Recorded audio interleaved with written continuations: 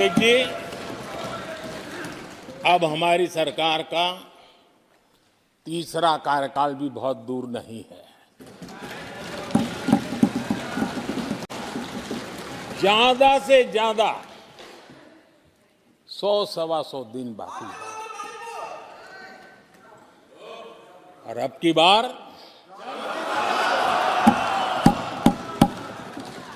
पूरा देश कह रहा है, अब की बार खड़गे जी भी कह रहे हैं। लेकिन अध्यक्ष जी, मैं आमतौर पर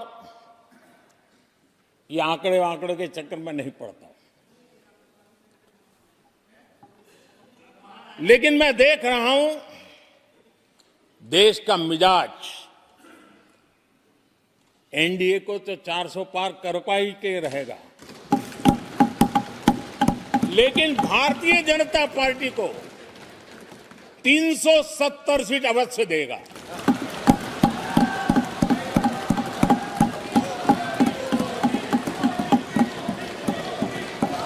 बीजेपी को 370 सीट और एनडीए को 400 पार।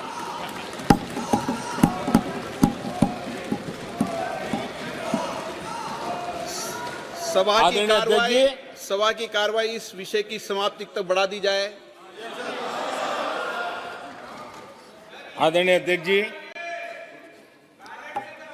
हमारा तीसरा कार्यकाल बहुत बड़े फैसलों का होगा।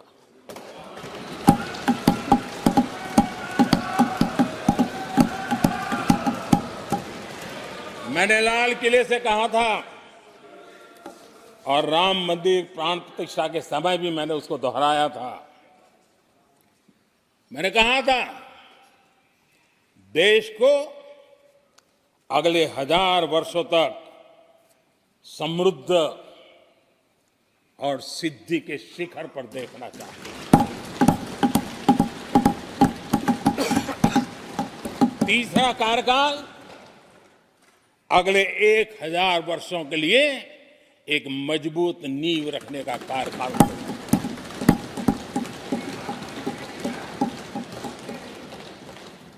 आदरणीय अध्यक्ष जी, मैं भारतवासियों के लिए, उनके भविष्य के लिए बहुत ही विश्वास से भरा हुआ है। मेरा देश के 140 करोड़ नागरिकों के सामर्थ्य पर अपार भरोसा है, मेरा बहुत विश्वास है।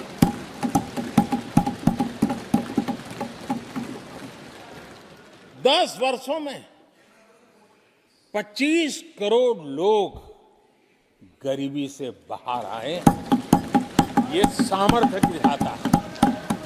आदरणीय अध्यक्ष जी,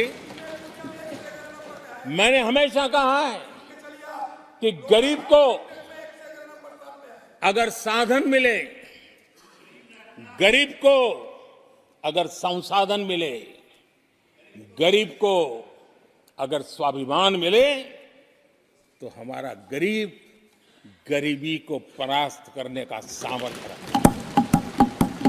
और हमने वो रास्ता चुना और मेरे गरीब भाइयों ने गरीबी को परास्त करके दिखाया है।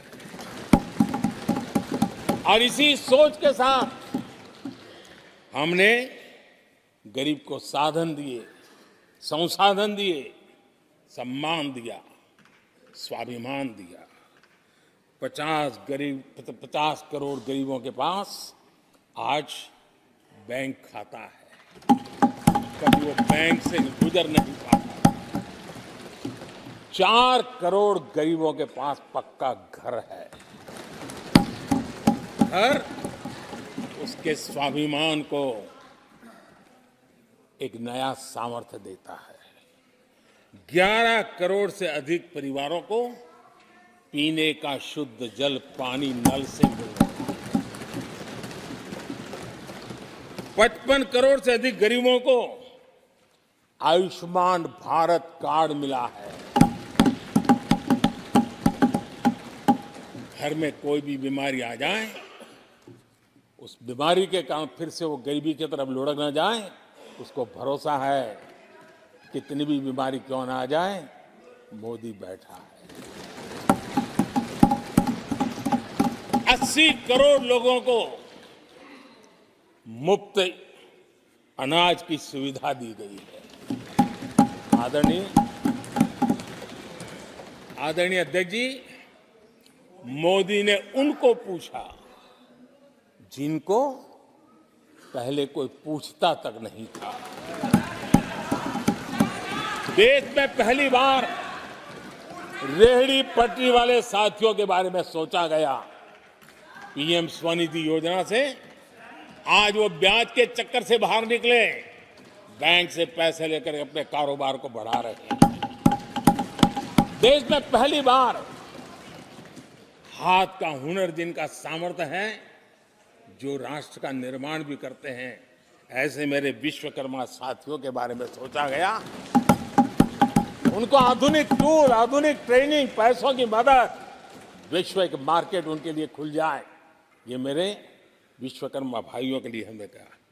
देश में पहली बार पीवीटीजी यानी जनजातियों में भी अति पिछड़े जो हमारे भाई बहन हैं, संख्या बहुत कम है, वोट के हिसाब से किसी को नजर नहीं जाती। हम वोट से परे हैं, हम दिलों से जुड़े हैं और इसलिए पीवीटीजी जातियों के लिए पीएम जनमन योजना बना करके उनके कल्याण का मिशन मोड में काम उठाया है। इतना ही नहीं, सरहद के जो गांव थे जिनको आखिरी गांव करके छोड़ दिया गया था, हमने वो आखिरी गांव को पहला गांव बना करके विकास की पूरी दिशा बदल दी। आदरणीय अध्यक्ष जी, मैं जब बार बार मिलेट्स की वकालत करता हूं, मिलेट्स की दुनिया के अंदर जाकर के चर्चा करता हूं, G20 के देशों को लोगों के सामने गर्व के साथ मिलेट्स परोसता हूं, उसके पीछे मेरे दिल में 3 करोड़ से ज्यादा मेरे छोटे किसान हैं जो मिलेट्स की खेती करते हैं। इनका कल्याण, इससे हम जुड़े हुए हैं। आदरणीय अध्यक्ष जी, जब मैं वोकल फॉर लोकल की बात करता हूं, जब मैं मेक इन इंडिया की बात करता हूं, तब मैं करोड़ों गृह उद्योग, लघु उद्योग, कुटीर उद्योग, उससे जुड़े हुए मेरे लाखों परिवारों के साथ उनके कल्याण के लिए सोचता हूं। आदरणीय अध्यक्ष जी, खादी, कांग्रेस पार्टी ने उसको भुला दिया, सरकारों ने भुला दिया। आज मैं खादी के ताकत देने में सफलतापूर्वक आगे बढ़ा हूं, क्योंकि खादी के साथ, हैंडलूम के साथ करोड़ों बुनकरों की जिंदगी लगी हुई है। मैं उनके कल्याण को देखता हूं। आदरणीय अध्यक्ष जी, हमारी सरकार हर कोने में गरीबी को निकालने के लिए, गरीब को समृद्ध बनाने के लिए अनेक विविध प्रयासों को कर रही है। जिनके लिए वोट बैंक ही था, उनके लिए उनका कल्याण संभव नहीं था। हमारे लिए उनका कल्याण राष्ट्र का कल्याण है और इसलिए हम उसी रास्ते पर चल पड़े। आदरणीय अध्यक्ष जी, कांग्रेस पार्टी ने, यूपीए सरकार ने ओबीसी समुदाय के साथ भी कोई न्याय नहीं किया, अन्याय किया। इन लोगों ने ओबीसी नेताओं का अपमान करने में कोई कोर कसर नहीं छोड़ी है। कुछ दिन पहले जब कर्पूरी ठाकुर जी को भारत रत्न दिया, हमने वो सम्मान किया।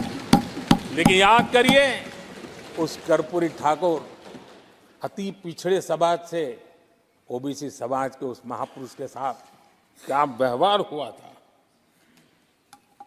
किस प्रकार से उनके साथ जुल्म किया। 1970 में बिहार के मुख्यमंत्री बने तो उनको पद से हटाने के लिए कैसे कैसे खेल खेले गए थे। उनकी सरकार अस्थिर करने के लिए क्या कुछ नहीं किया गया था। आदरणीय अध्यक्ष जी, कांग्रेस को अति पिछड़ा व्यक्ति बर्दाश्त नहीं हुआ था। 1987 में जब कांग्रेस के पास पूरे देश में उनका झंडा फहरता था, सत्ता ही सत्ता थी, तब उन्होंने कर्पूरी ठाकुर को प्रतिपक्ष के नेता के रूप में स्वीकार करने से मना कर दिया। और कारण क्या दिया? वो संविधान का सम्मान नहीं कर सकते। जिस कर्पूरी ठाकुर ने पूरा जीवन लोकतंत्र के सिद्धांतों के लिए, संविधान की मर्यादाओं के लिए खपा दिया, उनका अपमान करने का काम कांग्रेस पार्टी ने किया था। आदरणीय अध्यक्ष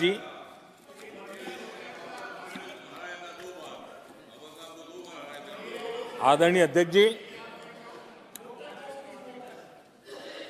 कांग्रेस के हमारे साथियों को आजकल इस पर बहुत चिंता जताते हैं कि सरकार में ओबीसी कितने लोग हैं, कितने पद पर कहाँ है, उसके हिसाब किताब करते रहते हैं। लेकिन मैं हैरान हूं, उनको इतना सबसे बड़ा ओबीसी नजर नहीं आता है। कहाँ आंखें बंद करके बैठ जाते हैं। आदरणीय अध्यक्ष जी, जरा मैं ये दुनिया भर की चीजें करते हैं, मैं कहना चाहता हूं, ये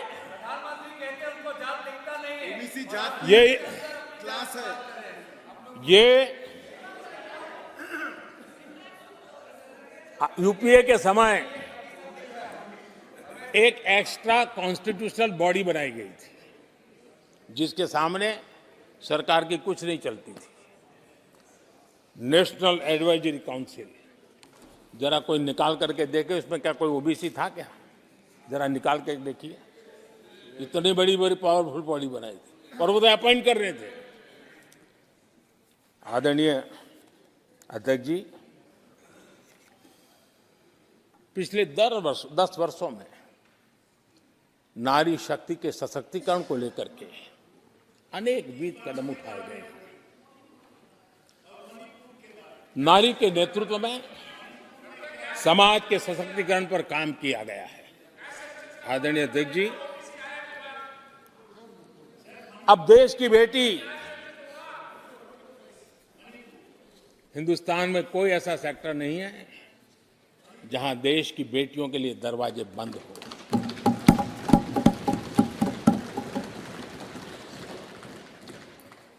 आज हमारे देश की बेटियां फाइटर जेट भी उड़ा रही हैं और हमारे देश की सीमाओं को भी सुरक्षित रख रही है। आदरणीय अध्यक्ष महोदय, ग्रामीण व्यवस्था, अर्थव्यवस्था हमारी, women self help group 10 crore बहनें जुड़ी है और आर्थिक गतिविधि करती है और ग्रामीण अर्थव्यवस्था को वो नई ताकत दे रही है। और मुझे आज खुशी है कि इन प्रयासों का परिणाम है कि आज करीब करीब